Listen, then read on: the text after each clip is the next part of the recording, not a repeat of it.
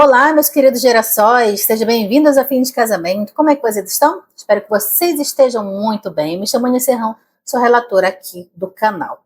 Queridos, nós temos um relato hoje que ele tem duas partes.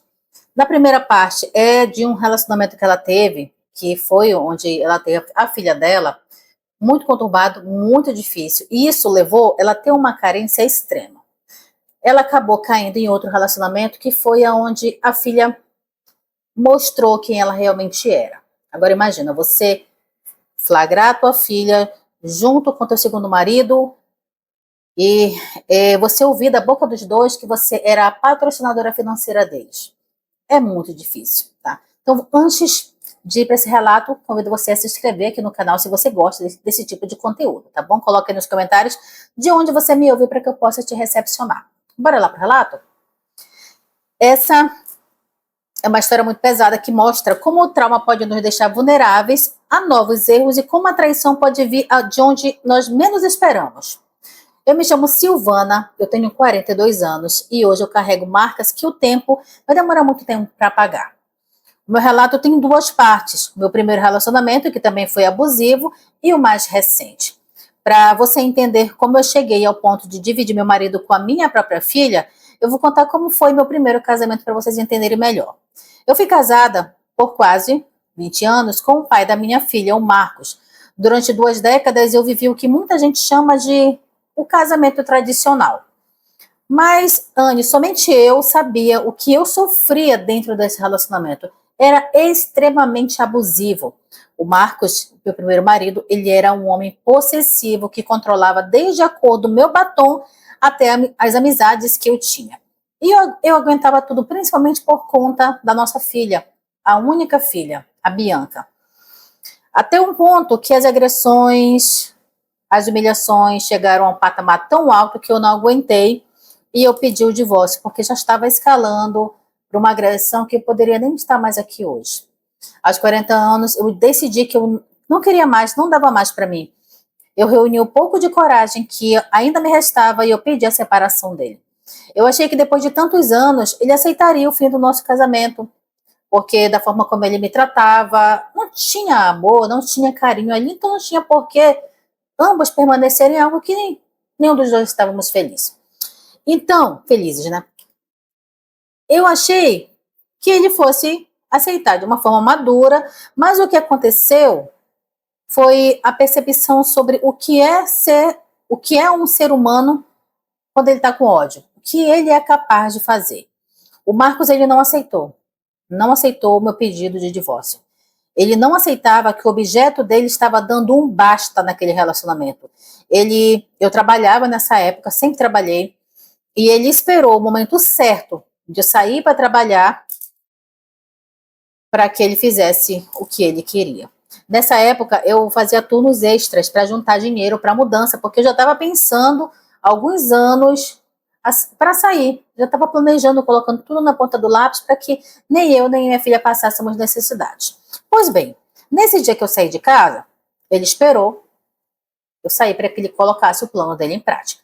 Ele não queria apenas que eu ficasse sem casa, ele queria que eu ficasse sem alma também. Eu estava no meio do meu expediente quando os vizinhos começaram a me ligar, dizendo que a minha casa estava pegando fogo. Quando eu cheguei na rua desesperada, o estrago já estava feito. O Marcos ele tinha jogado gasolina em todos os cômodos e ateado o fogo da nossa casa. O patrimônio de uma vida inteira estava consumido pelas chamas diante dos meus olhos. O meu carro, que ficava na garagem, que eu tinha acabado de quitar, também foi destruído, mas antes de pegar fogo, porque ele pegou esse carro e ele quebrou o carro todinho com pé de cabra, vidro, furou pneu, tudo. Ele acabou com o carro. Mas o pior não foi o prejuízo material, gente. O que realmente me quebrou foi descobrir o que ele fez com os nossos animais. E agora, eu chamo a atenção para você que tem sensibilidade a esse tipo de assunto. Se você tem um animalzinho, um pet que ama muito, você vai sentir a dor que essa mulher sentiu agora. Nós tínhamos 2 cachorros e um gato. Eles eram a minha alegria, eu já tinha eles há muitos anos. O que ele fez? Ele trancou os 3 dentro de um quartinho e ateou fogo. Trancou eles lá e ateou fogo. Eu ouvi o relato dos bombeiros dizendo que eles tinham encontrado os meus animaizinhos lá, né, completamente já, infelizmente vocês sabem, e ele os eliminou por pura maldade, só para me ferir onde mais doía. Eu fiquei apenas com a roupa do corpo e completamente dilacerada. Eu perdi tudo o que eu tinha construído, tudo o que eu amava, principalmente os meus animaizinhos. O Marcos ele foi preso em flagrante, mas o estrago já estava feito. Eu me vi aos 40 anos, desabrigada, sem nada e com uma dor que não me cabia no peito. Eu esperava na altura do campeonato, que a minha filha, Bianca, na época ela tinha 18, ela fosse ser meu apoio, fosse me acolher, mas não. A realidade, ela deu um tapa na minha cara muito pior do que aquele incêndio. A Bianca, ela não ficou do meu lado, gente. A minha filha, ela não chorou pelos animais, não chorou pela casa. Ela olhava para mim e dizia que a culpa era minha de tudo aquilo que está acontecendo. Ela disse que se eu não tivesse provocado o pai dela, pedindo a separação, nada daquilo teria acontecido. Então a culpa de tudo era minha. Depois desse incêndio, a minha realidade só não ficou pior por conta do dinheiro que eu estava economizando. Com ele, eu aluguei um quartinho, eu comprei tudo seminovo e até usado na OLX. Comprei só o básico para que a gente pudesse recomeçar. A comunidade também se compadeceu com a minha desgraça e me doou algumas coisas para que eu pudesse recomeçar a minha vida também. Eu ganhei cama, lençol, tudo, gente, de relação à cozinha, cama, mesa. Em nenhum momento, depois que tudo isso aconteceu, eu me lamentei pelo que aconteceu. Não. Eu arregacei minhas mangas, eu fui para a luta, porque não ia adiantar ficar remoendo. Ele já estava preso, o que eu poderia fazer? Eu saía de casa às 5 horas da manhã, eu ia para o meu primeiro emprego e eu voltava praticamente 11 horas da noite. Eu ia, Anne, atrás de tudo quanto era serviço para que eu tivesse mais dinheiro para conseguir ter as minhas coisinhas de volta. Só que a minha filha, ela nunca foi uma pessoa de me apoiar em nada. Porque depois que houve a separação, depois que houve o incêndio, o meu relacionamento com ela ficou ainda muito mais delicado. Isso me abalava mais do que tudo que o pai dela fez comigo. Você vê a tua filha, a pessoa que você pariu, te tratar da forma como ela me tratava, aquilo me deixava muito mal. A Bianca, na época ela tinha 18, ela não movia uma palha para me ajudar. Enquanto eu me matava de trabalhar, para pagar o aluguel, para arcar com as contas, para deixar comida para ela comer, ela não me ajudava. Ela passava o dia todo deitada no quarto dela, mexendo no celular.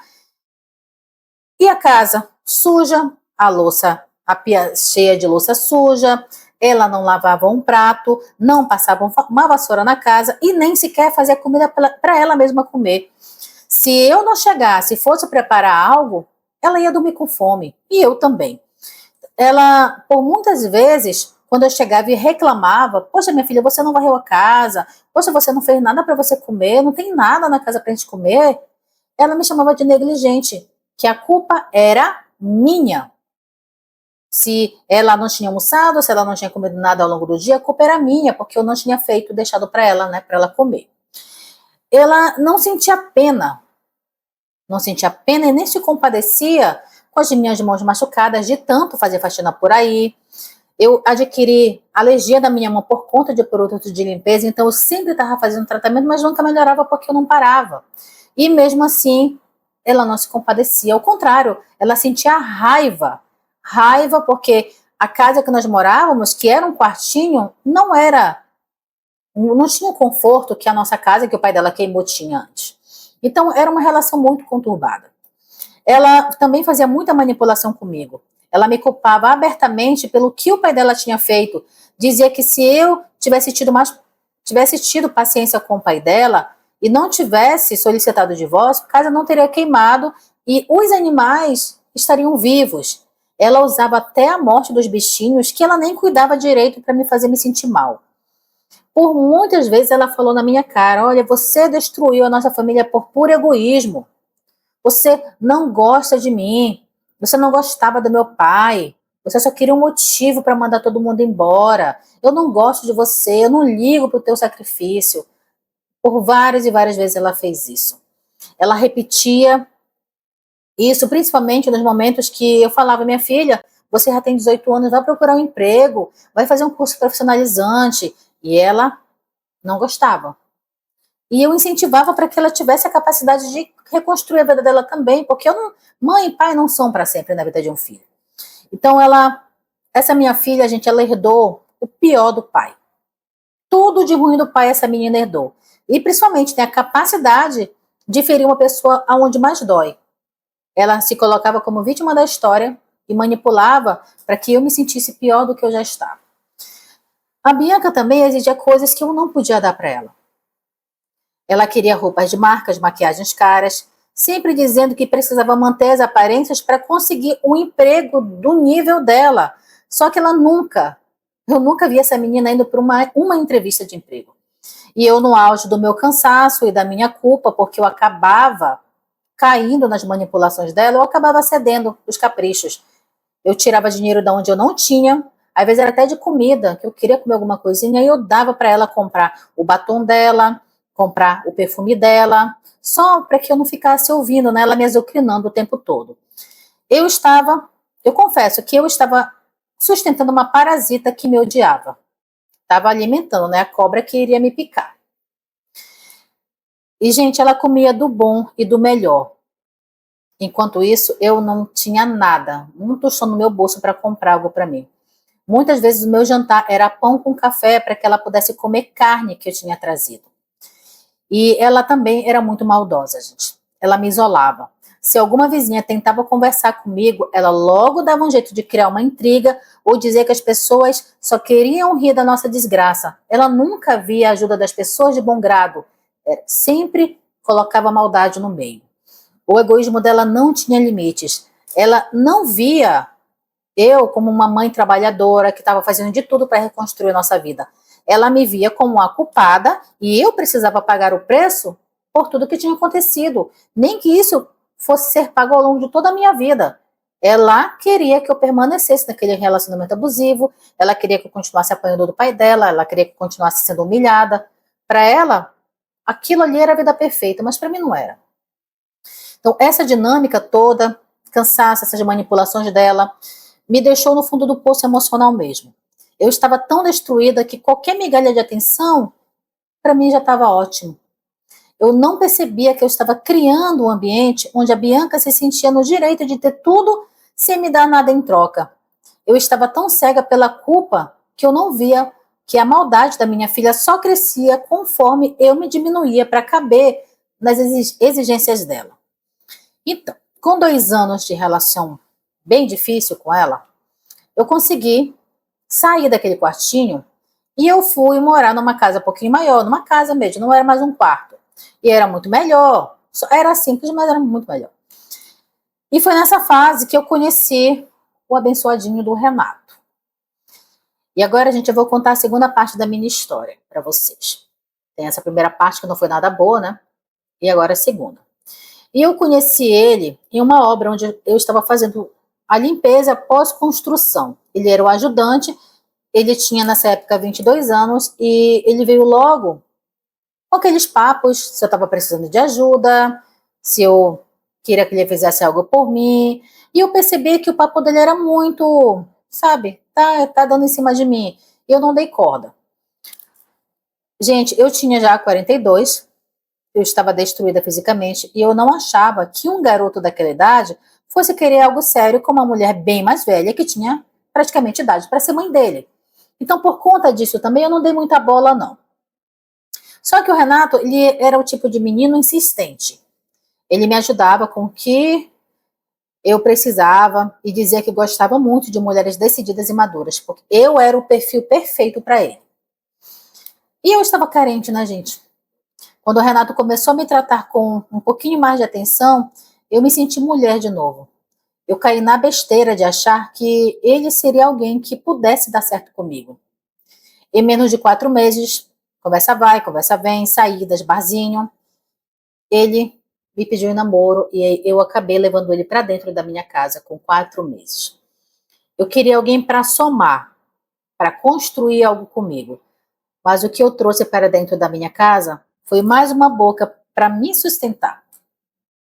E mais problemas, né? Só que esse problema ainda não consegui enxergar de cara, não. E a reação da minha filha, quando conheceu ele, foi surpreendente. Porque eu esperei, o que eu esperei, gente? Que ela fosse me tratar mal, fosse rir da minha cara, fosse tratar ele mal, mas não foi isso, não.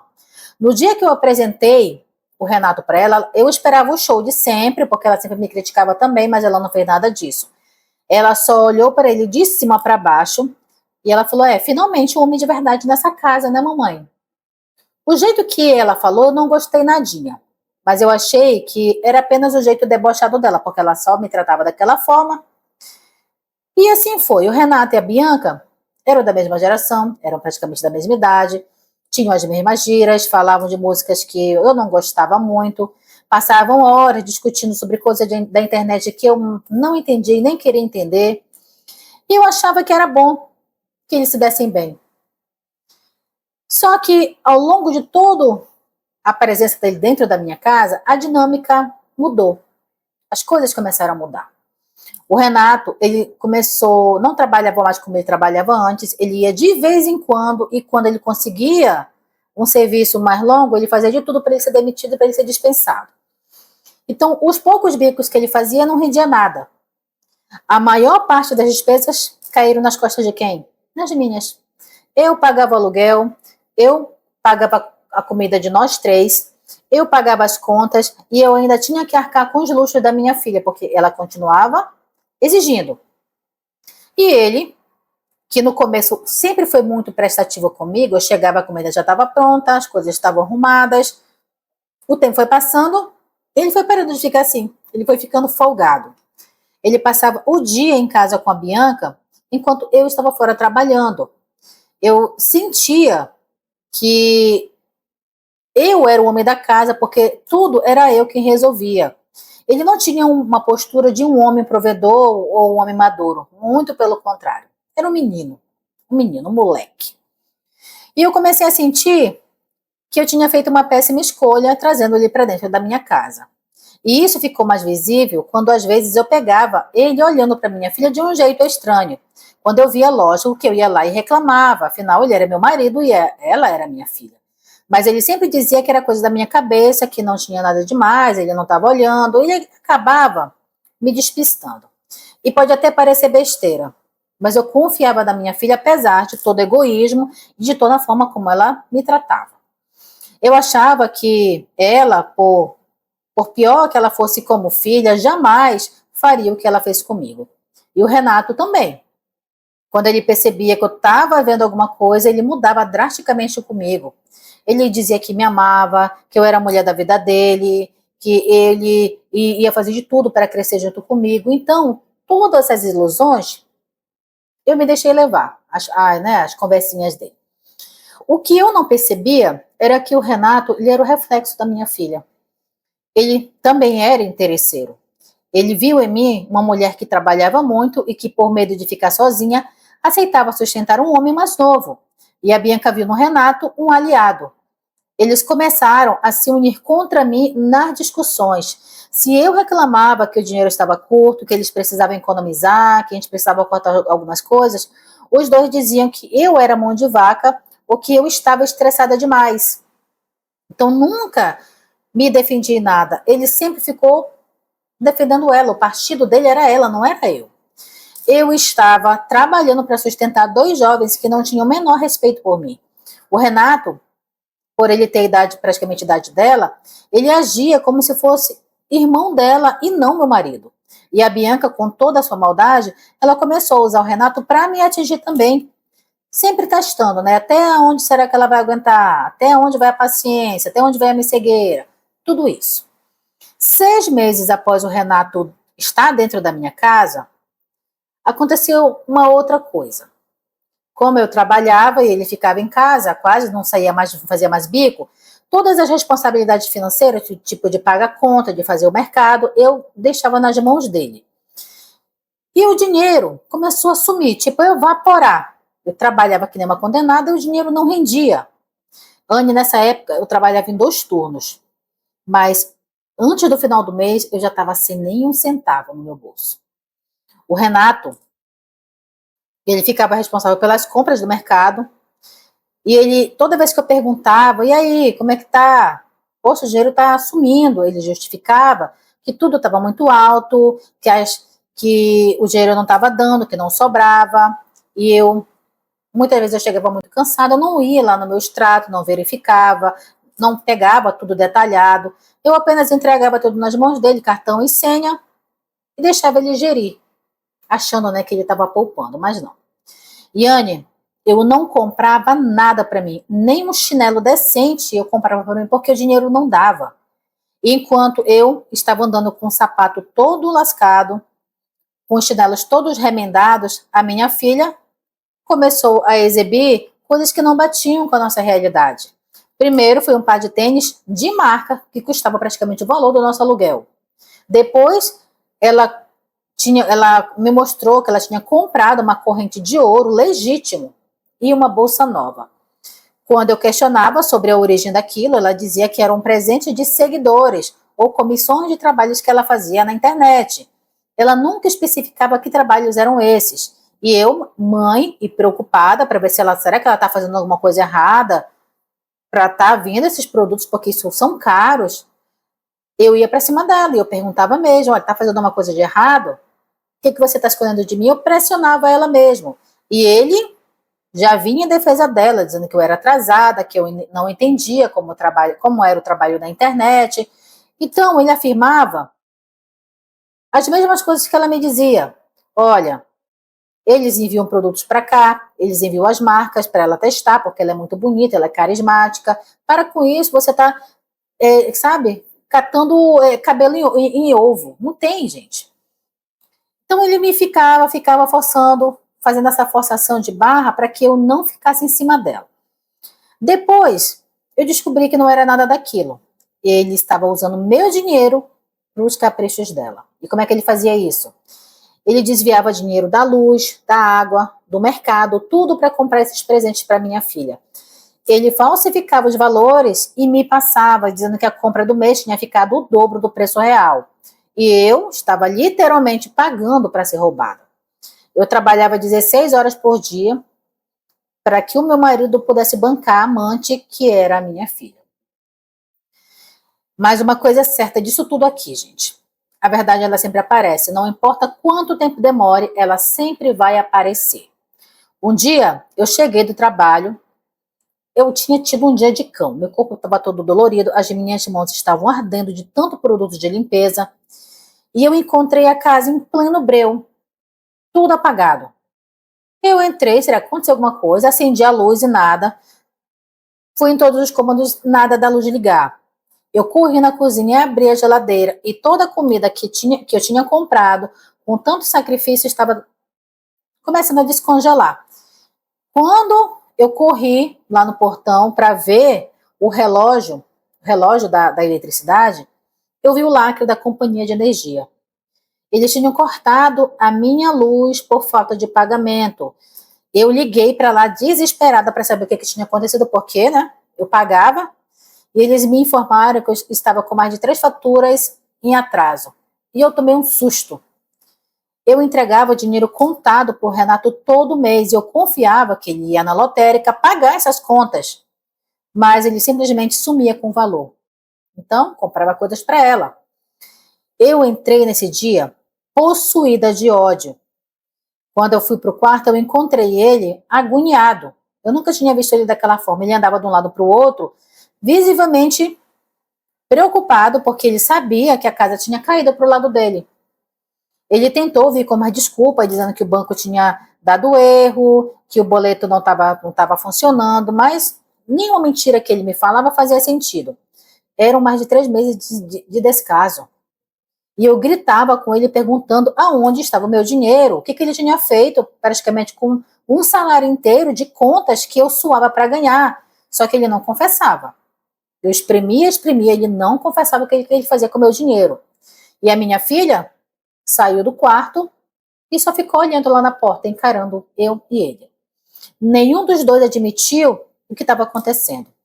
Nesse dia nós passamos a noite no escuro e no calor. Eu tive que me virar pedindo empréstimo para que eu pudesse pagar a conta para que eu tivesse luz em casa. Imagina, né? Você tirar dinheiro de onde não tem para arcar com a irresponsabilidade dos outros. É para acabar. Enquanto isso, os dois agiam como se nada tivesse acontecido, porque eles sabiam que eu, de qualquer jeito, eu ia dar o meu jeito. Eu ia atrás, eu ia resolver o problema. Então, ficou por isso mesmo. Mas o pior veio poucos dias depois.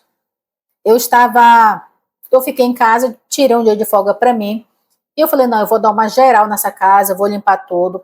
E eu entrei no quarto da Bianca para pegar algumas roupas, que a minha filha ela nunca foi muito organizada, ela deixava tudo espalhado. E eu fui pegando as roupas para colocar para a lavanderia. Quando eu olhei para cima da cama dela, eu vi uma blusa do meu marido em cima do edredom. Era uma camisa que ele tinha usado numa noite anterior. Eu peguei aquela peça e meu sangue subiu na cabeça. Eu fui direto com ela e eu perguntei por que a roupa do meu marido estava fazendo, o que estava fazendo em cima da cama dela. E ela nem se deu ao trabalho de falar direito comigo. Ela continuou do jeito que ela estava, olhou para mim e só falou, deve ter vindo no meio das roupas do varal. Tirei algumas roupas, deve ter vindo junto. Só peguei errado. Só que aquilo ali era impossível. Porque eu lavava as roupas e eu sabia que as peças dele ficavam no nosso quarto, do outro lado do corredor, e as dela eram separadas. Eu nunca lavava a roupa de nós três juntos, eu nunca fazia isso. Então não tinha como a camisa dele estar no quarto dela por engano. E outra, gente, a blusa dele estava usada, nem lavada a blusa estava. O Renato, ele viu que eu estava chamando a atenção dela, ele foi lá e mais uma vez defendeu ela. Depois ele, como ele viu que eu estava muito chateada, que eu estava vendo que tinha uma coisa muito errada, ele não falou nada. A cara dele, eu fui pego em flagrante, deu B.O. para mim. Só que ele não tinha coragem de falar nada. Como ele viu que eu estava muito enfurecida, ele apenas saiu do cômodo e foi para o nosso quarto. E ali, gente, a minha ficha ela começou a cair de um jeito que eu não conseguia mais ignorar. Não era só o dinheiro que tinha sumido, não era só as coisas que estavam diferentes em casa. Era uma intimidade que eu estava sentindo no ar em relação à rotina deles, em relação ao cuidado que ambos tinham um pelo outro. Eu não tinha como esconder. Era muito nítido. Quem olhava via que estava tendo ali dois pazinhos de chifres, né, na minha cabeça. E a gota d'água foi essa blusa. Essa blusa foi a prova final que eles estavam juntos, com certeza. E o Renato, uma outra coisa que eu preciso pontuar aqui é que ele nunca agiu como padrasto da minha filha. É a idade, né, gente? Ele agia como se fosse o homem dela. E a Bianca, da mesma forma. Ela nunca teve nenhum respeito por mim, né? Então, o que poderia estar acontecendo? Só que, mesmo sabendo de tudo isso, eu precisava flagrar a situação. E para conseguir o flagrante, eu precisava jogar o jogo deles, o jogo da mentira. E o que foi que eu fiz, gente? Eu anunciei, era no meio da semana, era uma quinta-feira, e eu falei, olha, eu vou fazer eu fui chamada para uma vaga de emprego de cuidadora de idosos, só que eu vou fazer uma experiência de uma noite, para ver se ela vai gostar de mim, a senhorinha. Só que eu vou precisar dormir na casa dela, então não me esperem hoje em casa, eu vou voltar só amanhã de manhã, beleza? E eles, não, tudo bem, não, pode ir, tudo bem, não, vai ficar tudo tranquilo. Eu saí de casa, eram umas 5 horas da tarde, só que era mentira, eu não fui para esse trabalho. Eu fiquei na casa de uma vizinha que era praticamente do lado da nossa casa. E fiquei vigiando os movimentos que aconteciam ali, ou entre e sai dentro de casa. E não demorou 2 horas. O Renato, ele tinha uma moto. E ele saiu e voltou, não demorou muito, ele voltou, com marmitas e um fardo de cerveja. Eu esperei até mais ou menos umas 10 horas da noite. E eu fui lá ver o que estava acontecendo. E o que eu vi, gente, não foi um beijo, não foi eles dando um abraço. Foi o deboche completo com a minha cara. Eles não estavam no meu quarto. Eles estavam na minha sala. O centro de mesa estava cheio de comida e de bebida. A minha filha estava sentada no colo dele, usando apenas uma lingerie vermelha que eu nunca tinha visto. E o pior não foi a cena física, foi o que eles estavam fazendo. O Renato estava segurando o celular, o celular dela, e ele estava gravando um vídeo assim, ó. Gravando um vídeo, ela sentada, ele gravando um vídeo dos dois, naquele momento. E ele beijava o pescoço dela, cheirava ela, mordia o braço. E eu ouvi o que mais me deixou no chão. Ele gravando o vídeo e falando assim, gravando ela, a mesa, as bebidas e a comida. Olha aí o que a patrocinadora está bancando hoje. Exatamente isso. Na hora que ele falou isso, eu apareci. Eu perguntei se o vídeo estava ficando bom. Ou eu falei, será que vocês estão precisando que eu ligue mais as luzes para o vídeo ficar melhor para vocês? O Renato, ele deu um pulo do sofá, tentou me dizer alguma coisa, que era brincadeira a situação, que eles estavam apenas criando o conteúdo para o canal dela. Que canal é esse? Eu nunca soube. Ele teve a coragem de dizer na minha cara que eu estava entendendo tudo errado. Agora, gente, a minha filha de lingerie sentada no colo dele com um monte de bebida, com um monte de comida daquele jeito. Que conteúdo é esse? Um site erótico? Né? Pois bem. Com um susto, ele jogou o celular em cima do sofá e eu peguei o celular e como estava desbloqueado, eu comecei a ver os vídeos que eles tinham gravado. E lá, gente, eu vi momentos dos dois no meu quarto, na minha cozinha. Tinha um vídeo deles dois usando brinquedos sexuais, que ele usava brinquedos sexuais nela. Era uma baixaria só. Uma baixaria só. E foi apenas neste momento que eu consegui tirar a venda dos meus olhos e eu vi quem era a minha filha de verdade. Porque uma coisa é ser rebelde com a mãe, de ser difícil, de ter uma personalidade forte. Outra coisa é você ser cruel com a pessoa que te criou, que te pariu, que te alimenta, que te sustenta. E a verdade é, a Bianca, ela é a cópia idêntica do pai dela em relação à maldade. Ela começou a gritar comigo. E ela gritava, você achou mesmo que um cara de 22 anos ia querer algo sério contigo? Se enxerga, mãe. Se enxerga, olha o teu estado, você é uma velha. Ele é um menino, acho que ele ia querer o quê contigo? Ele só tá aqui por conta do teto que você dá para ele, por conta da comida, por conta do sustento e por conta de mim. É só por isso que ele tá aqui, não é por você. Eu fiquei tão enfurecida que eu corri para a cozinha. E eu peguei uma faca, gente. Eu juro para vocês que eu ia fazer uma besteira com eles dois.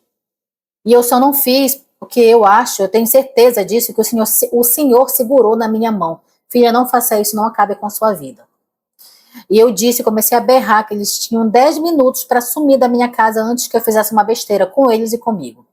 Lógico, o Renato não pensou duas vezes. Assim que ele percebeu que eu ia fazer mesmo uma besteira, ele pegou as coisas dele, pegou a moto e fugiu. Ele não levou nada, nenhuma muda de roupas ele levou. Ele simplesmente sumiu e desde aquela noite ele nunca mais apareceu. Eu nunca recebi uma mensagem daquele rapaz, nem um pedido de desculpas, eu nunca recebi. Ele desapareceu, gente, para não ter que encarar as consequências do que ele fez. Já a Bianca, quando ele foi embora, ela correu para o quarto dela e se trancou. E eu corri também e fiquei esmurrando a porta, chutando a porta, gritando para ela sair da minha casa, porque eu não aceitava que ela passasse mais nem um minuto debaixo do meu teto. E ela dizendo que ela não ia sair, que ela tinha direito de estar lá, e eu esmurrando, sabe, com a faca, apunhalando a porta. Quando ela percebeu que eu não ia sair dali, ela pegou algumas coisas, colocou na bolsa, abriu a porta e já saiu me empurrando. E foi embora também. Eu soube depois que ela passou aquela noite na casa de uma tia por parte de pai. No dia seguinte, eu fiz o que precisava ser feito. Peguei tudo que pertencia a eles dois, roupa, sapato, maquiagem, acessório, enfiei tudo em saco de lixo daqueles verdes, contratei um frete e mandei entregar tudo na calçada da tia dela. Eu não queria nada que lembrasse a presença dos dois dentro da minha casa. E lógico, né? A tia, quando recebeu, ficou furiosa, disse que eu era uma mãe sem coração e que a Bianca estava traumatizada por conta da minha reação, que ela temeu muito pela vida dela, que eu era muito errada. Só que tinha uma coisa, ela conhecia a versão mentirosa da minha filha. Ela não conhecia a verdade total dos fatos. E eu fui curta e grossa com ela. Olha, beleza. Se você tem tanta pena dessa menina aí, desse anjinho, então fica com ela de vez. Mas eu vou te deixar só um aviso. Nunca deixa a Bianca sozinha com teu marido. Em hipótese nenhuma, nunca deixa ela sozinha com ele. Por quê? Vai acontecer a mesma coisa que aconteceu comigo. A tia dela não acreditou na hora, mas não demorou muito para ela colocar as unhinhas dela de fora também. Ela começou a ver, a tia, né, começou a ver os mesmos comportamentos que eu vi, e em pouco tempo, ela viu que a menina não era nada a flor que se cheirasse, e mandou a Bianca embora de lá também. Hoje a Bianca, ela mora com a avó paterna, e ela vive sendo humilhada pelas outras tias que moram lá, porque elas sabem de toda a história, tintim por tintim, e elas não dão descanso para ela. Ela é uma menina que nunca quis saber de estudar ou de construir uma carreira. Ela usa a separação do pai e o episódio do incêndio como uma desculpa para tudo. Ela age como se ela fosse uma criança que não tem responsabilidade sobre a própria vida. Ela não quer trabalhar, ela não quer se esforçar, e hoje ela é apenas um peso na vida dos parentes que ainda toleram ela. E o Renato, ele sumiu. Ele continua sumido. Ele foi um aproveitador que usou a minha carência para ter onde morar e ter dinheiro fácil. E eu caí, né, gente? A Bianca foi a cúmplice que usou o próprio sangue para me apunhalar. Eu fiquei com alguns prejuízos financeiros e emocional também, mas eles ficaram com a marca do que são. Ela continua sendo uma pessoa jogada no mundo, sem rumo, vivendo de favores e sendo desprezada por quem conhece o seu caráter hoje. E eu, hoje, com a minha casa vazia e com as minhas contas finalmente começando a entrar nos eixos, eu consigo olhar para tudo com mais clareza. Lógico, gente, eu assumo o meu erro. Eu fui muito imprudente ao colocar um menino de 22 anos dentro da minha casa, alguém que tinha idade para ser meu filho, junto com a minha filha. Mas eu estava tão fragilizada por conta do trauma do incêndio, por conta das violências que eu sofri do meu primeiro marido, que eu acabei entregando a chave da minha vida para um aproveitador. E eu sei que isso foi um erro. Eu queria acreditar que eu era amada, que eu ainda era atraente, e eu ignorei todos os sinais de que aquele relacionamento era uma cilada para mim. Eu paguei caro, muito caro por essa carência. Então, a lição mais dura da minha vida, que foi essa, eu aprendi. E aprendi a duras penas. E eu aprendi também que o sangue não garante lealdade e que maternidade não te dá um seguro contra a maldade humana também. Eu parei a Bianca, eu a sustentei, eu a defendi de um pai abusivo, e o que eu recebi em troca? Facada pelas costas. Hoje eu não sinto mais culpa. Eu fiz o meu papel de mãe até onde a minha sanidade me permitiu. O fato de ela estar hoje sendo humilhada na casa de parentes e vivendo de favor é o resultado das escolhas dela. Eu não sou mais o escudo de uma mulher de 22 anos que escolheu ser amante do próprio padrasto, apenas com o intuito de me machucar. Eu não sou mais essa pessoa. Eu continuo trabalhando com as minhas faxinas, mas agora cada centavo que eu ganho é para mim. Eu estou bem à medida do possível, é um processo lento, ter que superar todas as traições que eu sofri, dentro de casa, né, principalmente, mas eu estou conseguindo. E o meu alerta que eu deixo aqui para as mulheres é não, de forma alguma, se diminuam para caber na carência de ninguém. Se um homem muito mais novo aparece com promessas de cuidado, no momento que você está destruída, que você não está bem, desconfia. Se sua filha ou qualquer parente começar a ter intimidade estranha com seu parceiro ou parceira, não aceite também. Eles vão te chamar de louca e não aceite isso. Investiguem. A manipulação, ela é uma tática que todos eles usam para duvidar, para fazer com que a gente duvide da nossa própria visão do que você está vendo. E essa é a ferramenta favorita de gente perversa como o Renato e a minha filha. Eles se alimentam da nossa dúvida. Eu perdi uma casa para o fogo e um casamento para a traição, mais suja que existe, mas eu não perdi a minha capacidade de trabalhar e de me levantar. Hoje eu permaneço sozinha, mas eu estou em paz. A paz de não ter cobras dormindo no meu quarto, de não ter cobras convivendo comigo, isso eu não tenho mais. Eu errei ao escolher o Renato, mas eu acertei ao expulsá-lo no primeiro flagrante. E a vida segue, gente. E hoje eu sei que o meu valor não depende de um homem nenhum e de nenhuma filha sem caráter. Em relação ao meu primeiro marido, o desfecho da vida dele foi previsível. Foi tão previsível quanto a maldade dele. Ele foi condenado por incêndio criminoso e também por dano qualificado e maus tratos a animais com resultado de morte. E no Brasil a justiça é lenta, mas para o caso dele, as provas eram incontestáveis. Ele pegou uma pena considerável, mas como ele é réu primário e o sistema tem suas brechas, hoje ele está em regime semiaberto. Ele trabalha fora durante o dia e volta para dormir na unidade prisional à noite. E sobre a minha filha, sobre o que aconteceu, ele sabe de tudo. A família dele, aquelas mesmas tias que acolheram a Bianca, fizeram questão de falar tudo para ele. E lógico, ele com aquele falso moralismo ficou possesso. Ele ficou possesso não porque ele se importa com o meu sofrimento, mas porque o orgulho de pai foi ferido. Para ele, a filha o desonrou. Ele mandou dizer através das irmãs que não quer ver a filha nem pintada de ouro, chamando ela de nomes que eu nem quero repetir aqui para vocês. E a ironia é que a Bianca, mesmo sendo desprezada pelo pai, ela continua tentando ganhar a atenção dele. Ela tenta de todas as formas convencer o pai que foi seduzida pelo Renato e que a culpa de tudo é minha. Minha porque eu coloquei um estranho dentro de casa, não por conta do caráter dela. Ela prefere ser humilhada pelo pai criminoso do que assumir seus erros. Então Marcos ele não mudou nada, né? Ele continua amargurado, achando que o incêndio foi justificável e que eu errei, eu sou a culpada da menina estar onde ela está. Ele usa o erro da filha para tentar limpar a barra dele, como se o que ela fez desse a ele o direito de ter queimado tudo que eu tinha. Hoje, pai e filha são dois lados da mesma moeda. Ele preso ao ódio e ela presa a uma vida de favores e rejeição. E o Renato, gente, ele foi o único que saiu ileso dessa história. Ele sumiu, né? Sumiu, não deixou rastro. O Marcos sabe quem é o Renato, sabe de onde ele veio, mas na cadeia ele não tem poder nenhum para fazer nada. A única coisa que sobrou para o Marcos foi destilar veneno nas cartas que ele escreve para as irmãs, culpando todo mundo, menos a si mesmo, pela destruição da nossa família. E no fim das contas, eles se merecem. O pai e a filha.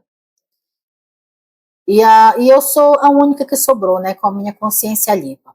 Mesmo tendo que carregar todo o prejuízo que eles deixaram, a minha consciência hoje permanece limpa.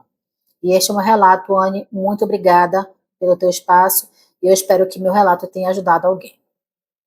Então, gente, esse relato aqui, ele mostra pra gente como um trauma não resolvido e a carência emocional podem criar um ponto cego fatal. E vamos aqui a uma análise comportamental e bem estrutural sobre o que aconteceu aqui, sobre as pessoas desse relato. De Marcos para Bianca. O comportamento da Bianca não surgiu do nada. Ela é o reflexo direto do pai dela. Deixa eu ver se está gravando aqui. Está. E o incêndio, gente. Enquanto o Marcos destruiu a casa deles, a Bianca destruiu a mãe com traição. O método só mudou, mas o objetivo foi o mesmo. Punir a Silvana por tentar ser independente e feliz. Então os dois, né, eles se completam. São um espelho do outro.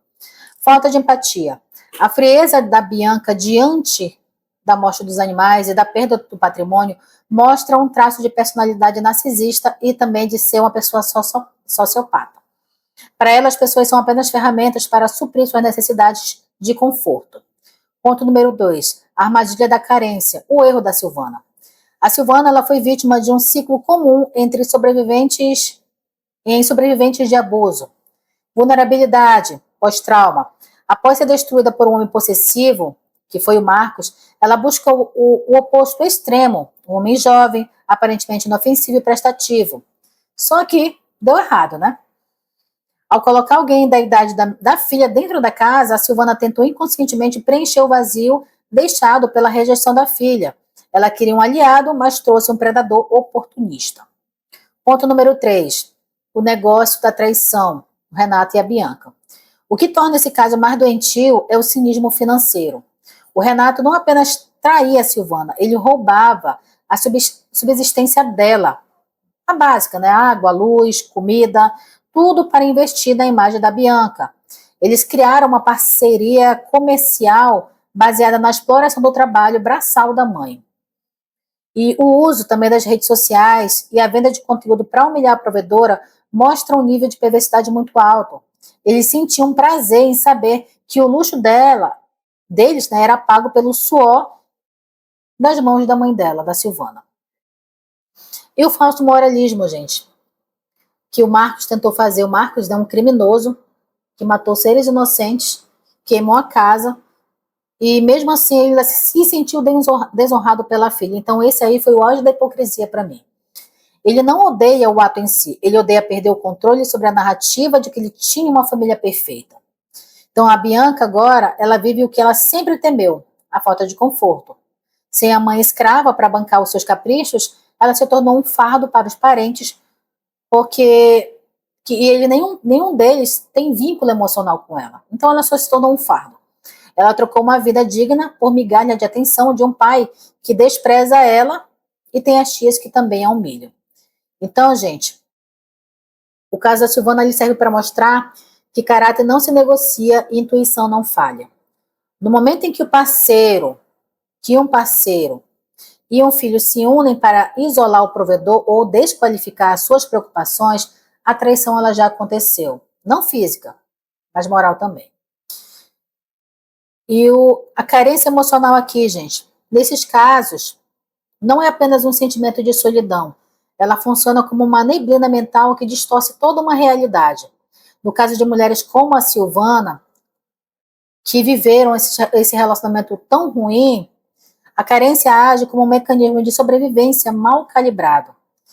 E como é que funciona a carência? Quando você está destruída, qualquer um que te trate como um ser humano parece um príncipe.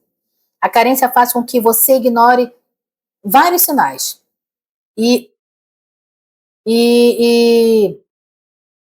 faz, né, ver a pessoa o oposto dela. Então ela encontrou o Renato, que não precisava ser perfeito, só que ele era o oposto do Marcos. Ele não era agressivo, ele era jovem e ele era atento a ela, um pouquinho a ela. E ponto número 2, a baixa imunidade emocional. Assim como um corpo fraco pega uma gripe, uma mente carente aceita qualquer migalha. A carência faz você aceitar o inaceitável, sustentar um homem, perdoar o sumiço de dinheiro, tudo porque você tem medo de voltar para o vazio absoluto. E esse, gente, é o maior do que o incômodo da exploração. A cegueira seletiva. A mente decide não ver o que é óbvio. A Silvana viu vários sinais, mas ela não conseguiu. Então, se você admitir isso na cabeça da pessoa que está carente, se ela vê um sinal e ela sabe que está errado, o que o subconsciente dela diz? Olha, se você admitir isso, você vai ficar sozinha de novo, e você não vai aguentar ficar sozinha de novo, você não vai aguentar uma nova decepção. Então, a pessoa, ela mesma se cega, tá? Então, nós podemos colocar a culpa toda na carência? Não, gente. Porque a carência, ela é a porta aberta, mas o caráter é quem entra. A carência explica a vulnerabilidade da Silvana, mas não justifica a perversidade do Renato e da filha dela. Então, colocar a culpa só na carência é, de certa forma, tirar a responsabilidade dos predadores. E isso nós não vamos fazer aqui. A vulnerabilidade não é convite. Estar carente não te dá o direito de ninguém te roubar ou de te trair. Não te dá o direito. O Renato e a Bianca fizeram escolhas conscientes. Eles viram a porta aberta da Silvana e decidiram entrar para saquear e fazer o que fizeram. Então, eles nunca colheram essa mulher de verdade. E a carência, né? A carência é o sintoma, não a causa. A causa real aqui é o trauma acumulado. Se a Silvana tivesse tido tempo para se curar do incêndio e do Marcos, antes de abrir a vida dela para uma outra pessoa, a carência não teria tido tanto poder na vida dela. Então, gente, a Silvana agora ela precisa entender que a carência dela era um grito de socorro, não um defeito. E o erro dela foi tentar calar esse grito com a pessoa errada, com o menino, né, que não tinha responsabilidade nem maturidade alguma. mas o crime foi cometido, infelizmente, né, e usaram ela como benefício próprio. Então eu espero que ela entenda isso, que quando a gente está carente é o nosso corpo gritando. Então não cedam à carência, não se envolva com alguém se você não está bem psicologicamente, porque certamente mais da metade das pessoas que se envolvem com outras pessoas por carência se dão mal. Nunca consegue levar o relacionamento adiante, porque depois a carência passa e você vê o buraco que você caiu. E ela percebeu isso, né? Ela percebeu, ela se arrependeu antes dela descobrir a traição. Então é isso, meus amores. Eu espero que o relato dela tenha, né, agregado vocês, tenha feito você, acontecer o abrir de olhos de muitos aqui para a carência. Não façam nada, gente. Nada no calor da emoção, porque sempre vai dar errado, tá bom? Então, muito obrigada pela audiência de vocês. Vejo vocês agora nos comentários. Se você tem um relato para compartilhar aqui com o fim de casamento, é só mandar para o nosso WhatsApp. Ah, lembrando, gente, nós agora temos a nossa rede de apoio dentro do WhatsApp, que é o número do fim de casamento. Você pode entrar e solicitar. Vou pedir para deixarem aqui no primeiro comentário fixado o link do grupo para que você possa entrar, tá bom? Para que nós possamos ter uma comunicação, um pedido de ajuda caso houver, não sabe o que fazer, para que nós consigamos orientar, tá bom? Então é isso. Muito obrigada pelo carinho de vocês, pela audiência. Vejo vocês agora nos comentários e também nos próximos relatos e nas lives que acontecem nas segundas, quartas segunda, quarta e sexta, meio-dia, horário de Brasília, tá bom? Um beijão no coração de todos e até mais.